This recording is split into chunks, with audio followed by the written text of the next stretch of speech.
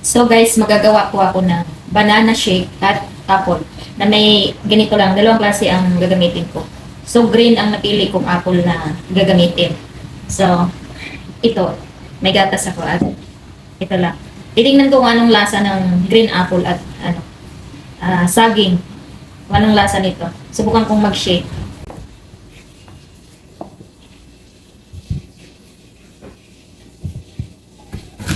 Hiwain ko lang siya ng ganito.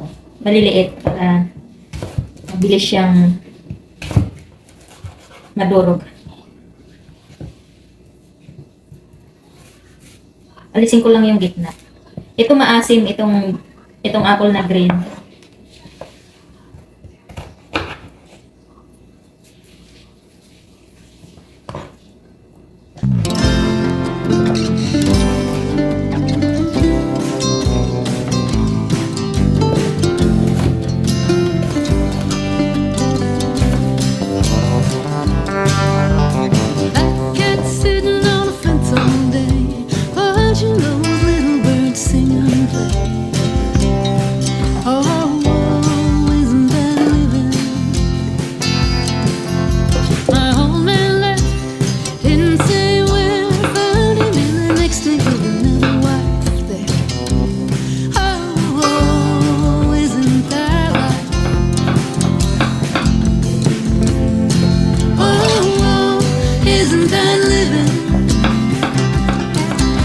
Do what you can and do your best to do it right. Sometimes you cut your losses and you choose to survive. Oh, isn't that life? Well, I heard the cat say to the bird, won't you come a little closer to the light?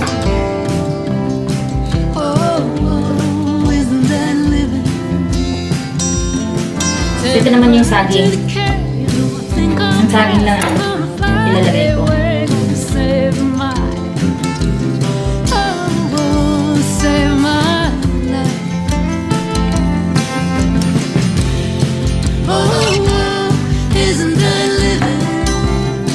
So ayan, isama-sama ko lang siya dito ng paglagay.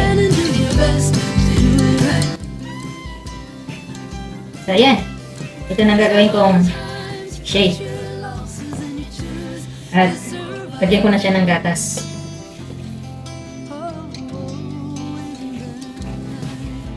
First time kong matikman ito guys, itong green apple at saging. So, i-blender ko muna siya.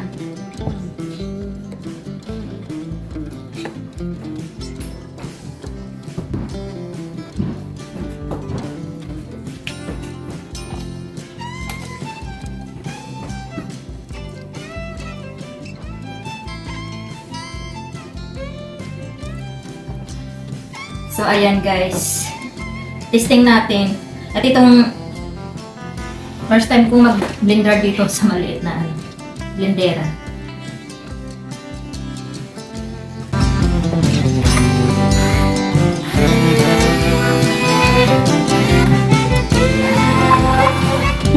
Anak, di kaya ng blendera. Anak, di kaya ng blendera guys.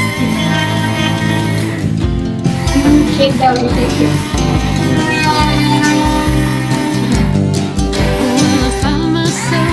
Nabila ko ka ng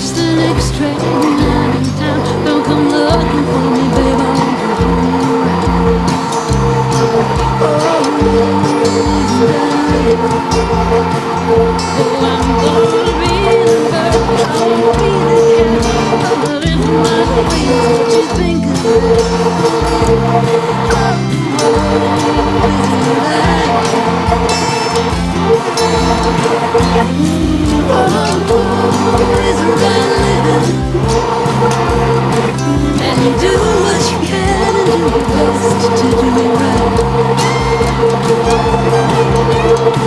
Sometimes you cut your losses and choose to survive.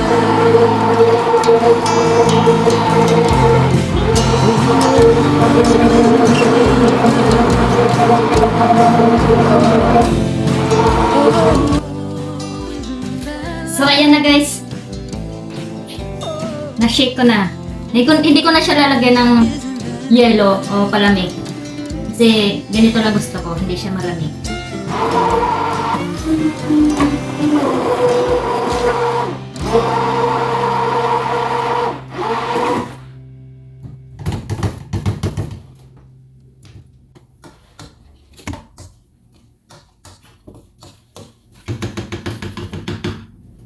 Tikman ko siya guys kung anong lasa. Kung masarap ba siya.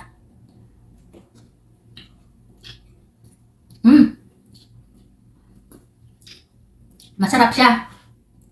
Maasim-asim na matamis. Ito yung natural lang. Walang asukal. Hindi ko siya hinalong asukal kasi ayoko may asukal. Ito lang na natural na lasa. Tapos yung gatas na nilagay ko. Masarap siya.